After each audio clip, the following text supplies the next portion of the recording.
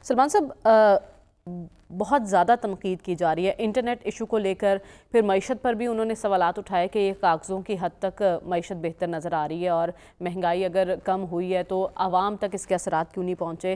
پھر یہ بھی تنقید کر رہے ہیں کہ نون لیگ کی سیاست موٹر وے سے شروع ہو کر میٹرو پر ختم ہو جاتی ہے، تو سنجیدہ لینا چاہیے اس تنقید کو نون لیگ کو؟ دیکھیں، پیپلز پارٹی ایک پولیٹیکل پارٹی ہے اور بلاول بھٹو زرداری ان کے لیڈر ہیں، اور تمام سیاسی جماعتیں اپنا ایک سیاسی کیس بناتی بھی ہیں اور چلاتی بھی ہیں، اور وہ اپنی سیاسی مقبولیت قائم رکھنے کے لیے نت نئے ایشوز پہ بات کرتی بھی نظر آتی ہیں۔ جہاں تک بلاول بھٹو زرداری صاحب کے اختلافات یا تحفظات کی بات ہے، میں اسے قطعاً سنجیدہ لینے کے لیے تیار نہیں۔ البتہ یہ بات ضرور ہے کہ وہ اپنا ایک سیاسی کیس رکھنا چاہتے ہیں، اور جن ایشوز کو آپ نے بات کی کہ وہ ایک طرف سندھ کے اندر اگر وہ پانی کی بات کر رہے ہیں تو وہ اندرون سندھ میں لوگوں کو ایڈریس کر رہے ہیں تاکہ ان کی وہاں پر مقبولیت قائم سیاسی بیانیاں بنانا اگر وہ سلو نیٹ کی بات کر رہے ہیں تو پاکستان کے اندر اپنی ایک پذیرائی چاہتے ہیں، چونکہ ایک ایشو ہے۔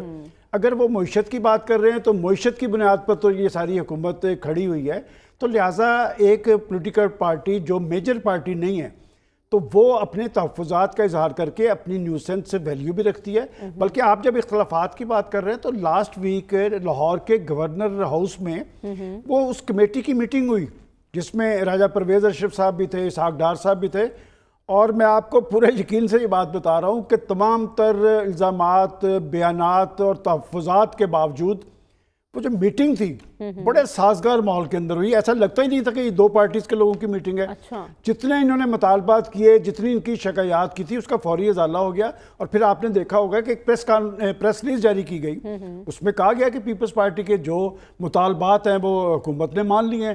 تو لہٰذا میں یہ بات ماننے کے لیے تیار نہیں ہوں۔ اگر حکومت نے مطالبات مان لی ہیں تو پھر یہ تنقید کیوں؟ یہ تنقید اس لیے ہے کہ وہ اپنا ایک سیاسی کیس رکھنا چاہتے ہیں، اور نمبر دو بات یہ کہ اس حکومت میں بڑی پارٹی پاکستان مسلم لیگ نون ہے، لوڈ اس نے اٹھایا ہوا ہے۔ دیکھیں، ان کے پاس جو عہدے ہیں وہ جواب دہی اس میں نہیں ہوتی، اور وہ جو آپ نے کہا کہ جی بلاول بھٹو زرداری نے کہا ہے کہ مجھے پتہ ہے کہ حکومت سے کام لینا کیسے ہے۔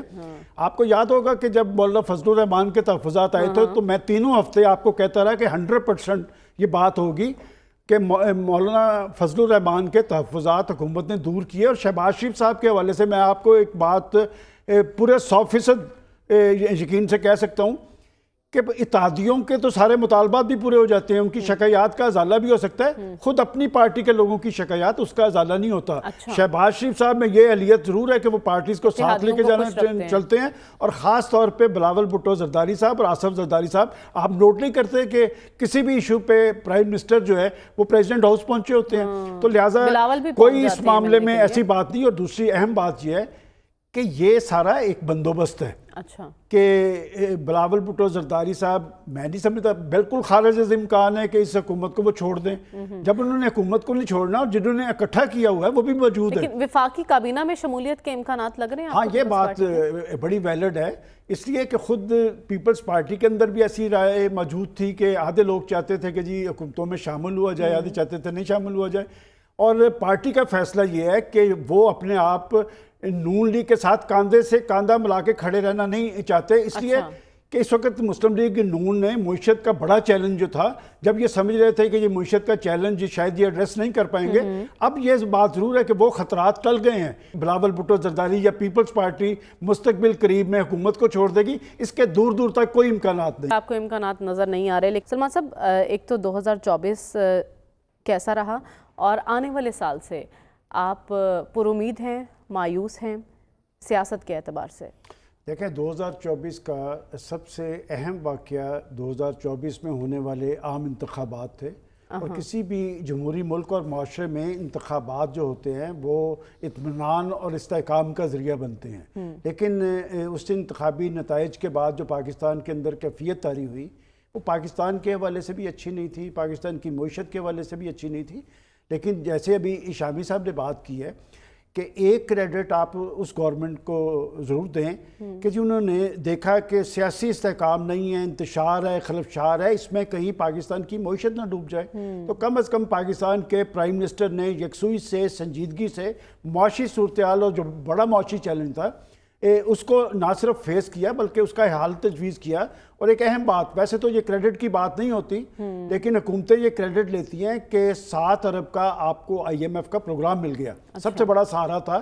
اور IMF کے پروگرام کے بعد آپ دیکھ لیں کہ چین نے، قطر نے، سعودی عرب نے، دیگر ممالک نے پاکستان کی طرف رخ کرنا شروع کیا. آپ مجھے 24 اور 25 میں لے کے جا رہی ہے. میرے خیال میں یہ 2 مہینے بڑے امپورٹنٹ تھے. اگر آپ نومبر کو دیکھیں تو نومبر میں سیاسی محاذرہ عروج پہ تھی، احتجاجی مارچ تھا، انتشار تھا، خلفشار تھا، محاذرہ تھی، الزام تراشی تھی. لیکن نومبر کے فوری بعد آپ دیکھیں کہ ایک تحریک پاکستان کی پولیٹیکل پارٹیز کے اندر پیدا ہوئی اور وہ یہ تحریک تھی کہ مل بیٹھ کر کوئی مسائل کا حل نکالا جائے. وہ کہا جاتا ہے نا کہ زمانے بھر کی نگاہوں میں معتبر ہوں گے وہ فیصلے جو محبت کی میز پر ہوں گے. کہ 2 جنوری کا اجلاس میرے خیال میں اس لیے امپورٹنٹ ہے، یہ پہلا باضابطہ اجلاس ہوگا جس میں وہ اپنا چارٹر آف ڈیمانڈ پیش کریں گے. اور جو چیزیں مجھے نظر آ رہی ہیں یا جو 2 طرفہ جو کمیٹیز کے اراکین ہیں ان سے جو میری بات ہوئی ہے وہ اس حوالے سے بڑے پر امید ہیں. اور ان میں یہ احساس ضرور پایا جاتا ہے کہ آخر کب تک ہم ایک دوسرے کو گرانے کی، ہٹانے کی، دیوار سے لگانے کی کوشش کریں گے. اچھا، یہ احساس صرف ان لوگوں میں پایا جاتا ہے جو کمیٹی میں بیٹھے ہوئے ہیں یا پارٹی کے اندر اوور آل یہی سوچ والے ہیں؟ مریم، یہ بڑا آپ کا ویلڈ کویسچن ہے. اس وقت ہم ایک بڑی مشکل صورتحال میں ہیں.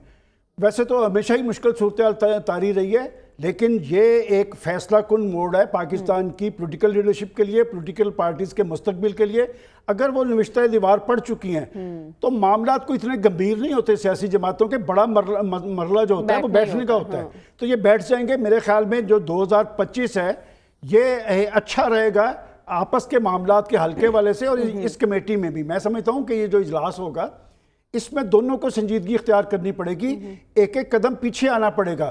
آپ تھوڑا سا پاکستان کو آگے رکھیں. دیکھیں بات میں ایک گیپ محسوس کر رہا ہوں پاکستان کی پولیٹیکل پارٹیز میں اور پاکستان کے مسائل زدہ، مہنگائی زدہ عوام میں. ایک وقت تھا کہ لوگ پاکستان کے ان حکومتوں سے، ان جماعتوں سے توقع رکھتے تھے. میں آپ کے سامنے یہ سوال رکھ رہا ہوں کہ پاکستان کے ریئل ایشوز پہ پاکستان کی پولیٹیکل پارٹیز جو لوگوں کے ریئل ایشوز ہیں وہ کیوں نہیں اٹھاتی؟ PTI کا آپ دیکھ لیں طرز عمل کہ ان کے ہاں حکومت کو گرانا، حکومت کے حوالے سے تحفظات کا اظہار کرنا، وہ لوگوں کی آواز کیوں نہیں بنے؟ اور جب وہ اپوزیشن پہ تھے، مجھے یاد پڑتا ہے جب ماضی کے اندر وہ اپوزیشن کا حصہ تھے، وہ لوگوں کے ایشوز اٹھاتے تھے. پھر انہیں اقتدار میں آنے کا موقع ملا تو 3.5 سالہ اقتدار میں ان کے پاس کوئی بڑا پلس نہیں ہے. آج کی جو کیفیت ہے کہ حکومت نے جو ہماری معاشی حوالے سے کشتی تھی اس کو انہوں نے پار ضرور لگایا ہے لیکن جب تک پاکستان کے اندر سیاسی استحکام نہیں ہوگا، معاشی صورتحال آگے کی طرف نہیں چل پائے گی. اور معاشی صورتحال بہتر نہیں ہوگی تو پاکستان آگے کی طرف نہیں چلے گا. لہذا گیند جو ہے پاکستان کی پولیٹیکل پارٹیز کی کورٹ میں ہے. اور اگر پولیٹیکل پارٹیز نے ذمہ دارانہ طرز عمل اختیار نہ کیا تو پھر مجھے خطرہ ہے کہ پاکستان کے اندر سیاسی تبدیلیوں میں افغان صورتحال بڑا بنیادی رول ادا کرتی رہی ہے ماضی کے اندر. آپ یاد کر لیں کہ جب افغان ایشو آیا ہے تو بھٹو صاحب کی جگہ جنرل ضیاء الحق صاحب آ گئے تھے. پھر دوبارہ جب افغان ایشو سرگرم ہوا، کسی تبدیلی کا اشارہ مل رہا ہے آپ کو؟ دیکھیں یہ تبدیلی کا انحصار پولیٹیکل لیڈرشپ کے طرز عمل پہ ہے. نوشتہ دیوار پڑیں گے، معاملات اتنے گمبھیر نہیں ہیں. اصل مسئلہ تھا بیٹھنے کا. بیٹھنے کے لیے وہ تیار ہو چکے ہیں. اس میں سے کوئی نہ کوئی مجھے لگتا ہے پازیٹیو حل نکلے گا. ٹھیک ہے، یہ تو ہم نے سیاست اور معیشت پر بات کی. ریاست کے لیے کیا کیا چیلنجز ہوں گے 2025 میں؟ دیکھیں بات یہ کہ ریاست کے لیے سب سے بڑا چیلنج ہے وہ دہشت گردی کا چیلنج ہے. اس لیے کہ یہ دہشت گردی جو ہم بلوچستان کے اندر یا پختونخوا کے اندر دیکھ رہے ہیں یہ سہولت کار یہاں کے ضرور ہیں. اس میں اسلحہ جو ہے بڑا جدید ہے. اور یہ اسلحہ کون افغانستان میں چھوڑ کے گیا تھا اور فنڈنگ کون کر رہا ہے؟ دیکھیں پاکستان کو معاشی حوالے سے آگے جانے سے روکنے کے لیے آپ کا دشمن سرگرم عمل ہے. اسے پتہ ہے کہ یہ ایٹمی طاقت حاصل کرنے کے بعد خود انحصاری کی منزل پہ پہنچ گئے ہیں. حالات اس وقت بھی کوئی اچھے نہیں تھے. جو قوم مشکل صورتحال کے اندر دفاعی اعتبار سے خود انحصاری کی منزل پہ پہنچ گئی، اگر وہ معاشی صورتحال اس گمبھیر صورتحال میں سے معاشی حوالے سے خود انحصاری کی منزل پہ پہنچ گئی تو پھر بھارت بڑا ملک ضرور ہوگا. رول اس خطے میں پاکستان کا بڑا ہوگا. ٹھیک ہے سلمان صاحب، امریکہ میں آنے والی تبدیلی کے اثرات آپ پاکستان پر کیا دیکھ رہے ہیں؟ دیکھیں بات یہ کہ میں پہلے بھی آپ کے پروگرام میں کہہ چکا ہوں کہ ٹرمپ صاحب شخصیت سے زیادہ ایک کیفیت کا نام ہے اور وہ جارحانہ طرز عمل اختیار کرتے ہیں. اور ابھی ان کو اصل ایشوز جو ہیں وہ خود امریکہ کے اندر ہیں. وہ جس بنیاد پر وہاں بس اقتدار آئے ہیں وہاں پر بھی ایک معاشی بحران ہے، وہاں پر بھی مہنگائی کا طوفان ہے. البتہ آپ ان کے بیانات دیکھیں تو وہ اس فلسطین کی صورتحال کی بنیاد پہ وہ کہتے ہیں کہ میں مشرق وسطیٰ کی اینٹ سے اینٹ بجا دوں گا. میرا نہیں خیال کہ ایسا وہ کر پائیں گے، اس لیے کہ ابھی ان کے پرابلمز وہاں پر ہی موجود ہیں. البتہ پاک امریکہ تعلقات اس میں اتار چڑھاؤ آتا رہا ہے. اس خطے کے اندر اگر چین آپ کے ساتھ کھڑا ہے اور دیگر ممالک نے پاکستان کے ساتھ کھڑے ہونے کا وعدہ کیا ہے، یہاں انویسٹمنٹ ہو رہی ہے، تو ہمیں کوئی زیادہ پریشانی کی ضرورت نہیں ہے. البتہ وہ کیفیت جو فلسطین کی وجہ سے پیدا ہوئی ہے، وہ مائنڈ سیٹ جو 3-4 مسلم ممالک پہ اثر انداز ہوا ہے. شام کی تبدیلی مجھے بھی بڑی خوشائند نظر آتی ہے، لیکن شام کی اینٹ سے اینٹ تو بچا دی گئی ہے اور اینٹ سے اینٹ بچ رہی ہے. لبنان میں کیا ہوا، عراق میں کیا ہوا، لیبیا میں کیا ہوا، اصل جو ایشو ہیں وہ ایران اور پاکستان ہے. پاکستان ایک نیوکلیر پاور ہے، ایران نے ایک سٹینڈ لیا ہوا ہے، تو لہٰذا وہ یہ نہیں چاہے گا دشمن یا جو مائنڈ سیٹ جس کی میں بات کر رہا ہوں کہ یہاں پر استحکام آ سکے. یہ دار و مدار خود یہاں کی لیڈرشپ کا ہے یا ایران کی لیڈرشپ کا ہے کہ اس مشکل صورتحال کے اندر وہ کس طرح اپنے اپنے ملکوں کے اندر استحکام اور لوگوں کی زندگیوں میں اطمینان لاتے ہیں. ایک بات جو 2025 میں یہ سپورٹس کے والے سے ICC وہ جو چیلنج ٹرافی ہو رہی ہے، اس میں پاکستان اور انڈیا کا میچ جو ہے وہ بڑا امپورٹنٹ ہوگا، اور وہ فیفا ورلڈ کپ بھی سامنے آ رہا ہے. تو لہٰذا اس ساری ایک کیفیت کے اندر کھیلوں کی سرگرمیاں بھی 2025 میں بڑی امپورٹنٹ دلچسپ ہونے جا